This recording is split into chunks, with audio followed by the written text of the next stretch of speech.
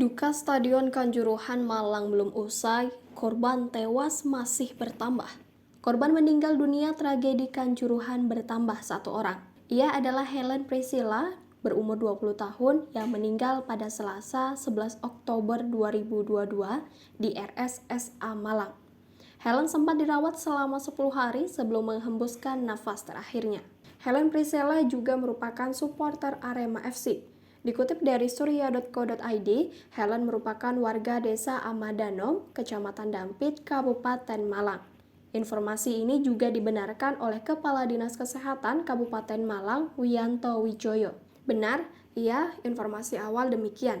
Ujarnya pada Selasa 11 Oktober 2022.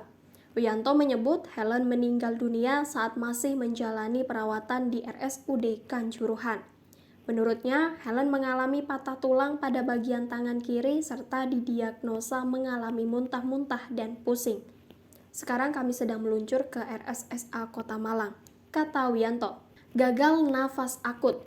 Penyebab meninggalnya Helen diungkap oleh dokter RSSA Ari Zainul Fatoni. Dokter Ari mengatakan Helen meninggal dunia karena gagal napas akut, karena oksigenasi ke paru-paru sangat buruk karena hipoksia. Gagal napas akut, kata dia pada Selasa 11 Oktober 2022. Helen sempat menggunakan alat bantu pernapasan karena kondisinya kritis. Pendarahan organ. Menurut Ari, Helen dibawa ke rumah sakit pada Sabtu 1 Oktober 2022 malam usai pertandingan Arema FC melawan Persebaya dalam kondisi sudah kritis. Berdasarkan hasil pemeriksaan tim medis ada cedera dan pendarahan organ. Biasanya karena multitrauma pada Mbak Helen sehingga mengakibatkan komplikasi berupa injuri atau cedera paru-paru. Kata dia, Helen juga disebut mengalami luka pada bagian wajah dan patah tulang di bagian tangan. Dia mengatakan kondisi Helen yang sempat dirawat di ruang ICU RSSA makin memburuk.